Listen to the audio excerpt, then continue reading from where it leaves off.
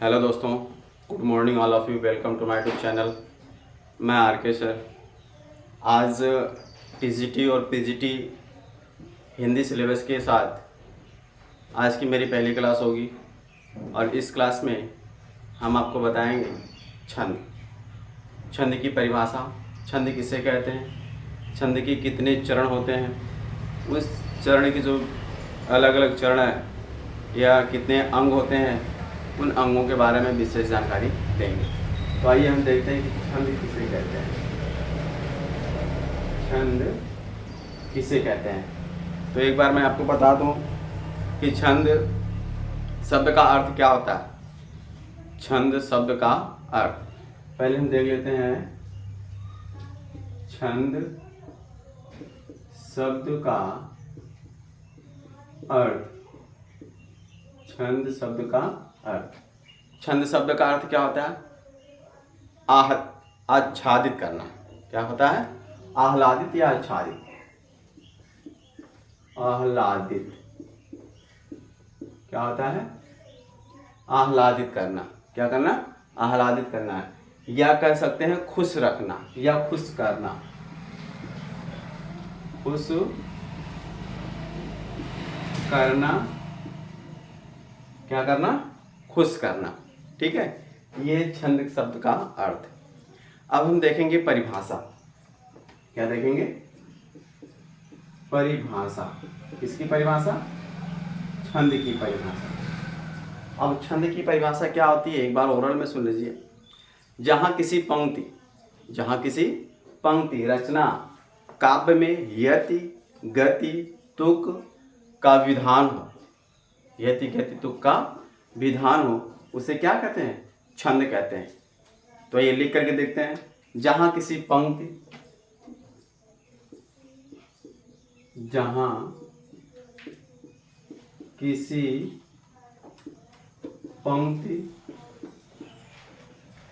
रचना,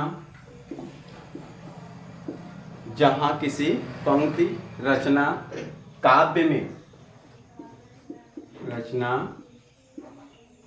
काव्य में समझ रहे हैं ना? काव्य में यति गति तुक का, काव्य में यति गति तुक का विधान हो। क्या हो? विधान हो, वही क्या कहलाता है? छंद कहलाता है। विधान हो, उसे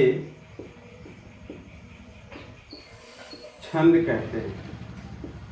क्या कहते हैं? छंद कहते हैं। अब जो छंद है, छंद के कितने अंग होते हैं? 7 अंग होते हैं। छंद के कितने अंग होते हैं? 7 अंग होते हैं। पहला आपका चरण या पद होता है, दूसरा वर्ण और मात्रा होता है, तीसरा क्या होता है? संख्या और क्रम होता है, चौथा गण होता है, पांचवा गति होती है, छठवां यदि विराम होता है, और जो 7वां होता है वो तुक होता है। तो आइए हम देख लेते हैं। First, second, third, fourth, fifth, six, seven. पहला आपका क्या होता है? पहला आपका होता है चरण। चरण या इसी को पद भी कहते हैं, चरण या पद। ठीक है। दूसरा होता है आपका वर्ण मात्रा, वर्ण मात्रा। तीसरा क्या होता है? संख्या और क्रम। तीसरा क्या होता है? संख्या और क्रम। संख्या और क्रम होता है। चौथा आपका क्या होता है? गण होता है।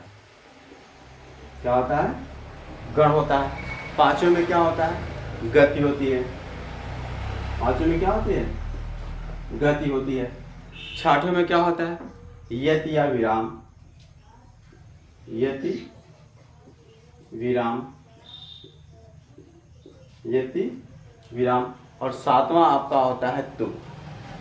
7वें में क्या होता है? तुक। अब ये जो छंद के जो 7 अंग हैं, छंद के जो 7 अंग हैं, अब इस 7 अंगों को हम केवल एक ही एग्जाम्पल में समझेंगे। केवल एक ही एग्जाम्पल में हम जान जाएंगे चरण किसे कहते हैं, वर्ण मात्रा किसे कहते हैं, संख्या और क्रम किसे कहते हैं, गण किसे कहते हैं, गति किसे कहते हैं, यति विराम और तुक किसे कहते हैं। केवल एक उदाहरण में सातों अंगों का एग्जाम्पल हम जानेंगे। जैसे मैं एग्जाम्पल ही देता हूँ, आप लोग जानते होंगे रहीमन पानी राखिए, रहीमन पानी राखिए,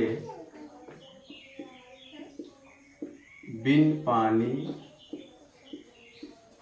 सब सून, बिन पानी सब सून। और पानी गए न उबरे, पानी गए न उबरे, मोती मानस चून, मोती मानस चून। ठीक है, रहीमन पानी राखी, बिन पानी सब सून, और पानी गए न उबरे, मोती मानस चून। ठीक है, ये हो गया। और एक एग्जाम्पल है हमारे पास, आई मुसीबत देखकर। क्या है, आई मुसीबत, आई मुसीबत देखकर, आई मुसीबत देखकर गंजे तू क्यों रोई, आई मुसीबत देखकर गंजे तू क्यों रोए, गंजे तू क्यों रोए, है ना। और फिर है आई मुसीबत देखकर, आई मुसीबत देखकर, आई मुसीबत देखकर तेरा बाल न बाका हो, देखकर तेरा बाल न बाका हो, तेरा बाल न बाका हो। ठीक है, आई मुसीबत कोई भी, सॉरी, आई मुसीबत कोई भी, यानी कोई भी मुसीबत आ जाए लेकिन आपका बाल बांका नहीं हो सकता है। अब इसी में हम इन सात अंग जो है, सातों अंग का उदाहरण और परिभाषा हम इसी में जानेंगे।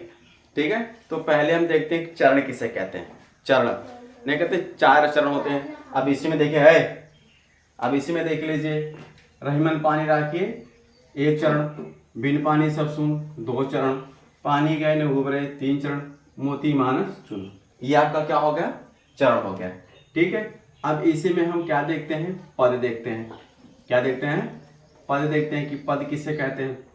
अब जैसे एक लाइन यहाँ से यहाँ तक है, दूसरी यहाँ से यहाँ तक है ना, तो हम इन दोनों को मिला करके कह सकते हैं ये क्या है, पद है। क्या है, पद है। क्या है, पद है। ठीक है, ये हो गया, चरण हो गया और पद हो गया। आपका चरण हो गया, पद हो गया।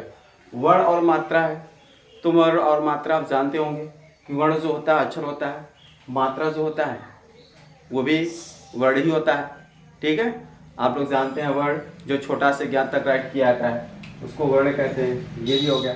संख्या और क्रम, संख्या और क्रम, आइए इस एग्जाम्पल में हम देख लेते हैं। मान लीजिए आपका एक लाइन ये है, दूसरी लाइन ये है, तीसरी ये है, चौथी है। यहाँ देखिए संख्या भी है 1 2 3 4, है ना, और क्रम भी है, संख्या भी है और क्रम भी है। तो आपका ये भी हो गया, यानी 1 2 3 4, ये संख्या भी है और क्रम भी है। तो चलिए ये भी हो गया, संख्या और क्रम। अब हम देखेंगे गण। क्या देखेंगे, गण। अब जो गण है आपका, ये गण 3 वर्ण, 3 वर्णों, 3 वर्णों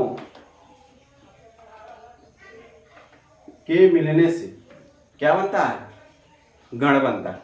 3 वर्णों के मिलने से क्या बनता है, गण बनता है। जैसे इसमें है ना, राखिए, उबरे, ये देखिए 3 वर्ण है ना, मानस, तो ये क्या है, गण हो गया। क्या हो गया, गण हो गया। अब आता है आपका गति। क्या आता है? गति। जैसे भी किसी भी चीज़ को, हाँ, जैसे ये रहीमन पानी राखे बिन पानी सब सून, ये एक दोहा है, तो इसको हम खींच करके पढ़ सकते हैं, है ना। जितने ऊपर खींचेंगे उतने ही गति बढ़ेगी, यानी पढ़ने की जो स्पीड होती है, पढ़ने की जो चाल होती है ना, वो गति कहलाती है। तो गति भी आपका हो गया। अब आता है यति और विराम। यति और विराम। अब देख लीजिए विराम, जैसे ये पूर्ण विराम है, ये कॉमा है, ठीक है, ये देखिए विस्मयादि बोधक है, क्वेश्चन मार्क है, ये सब क्या है? विराम है। तो जिस लाइन के अंत में ये सब आते हैं ना, वही विराम कहलाता है। क्या कहलाता है? विराम कहलाता है। देखिए ये भी विराम चिन्ह है, ये भी विराम चिन्ह है, ये भी विराम चिन्ह है, ये भी विराम चिन्ह है। तो ये सब जहाँ भी आपको देखें तो आपका क्या होगा? विराम चिन्ह होगा। फिर आता है आपका तुक।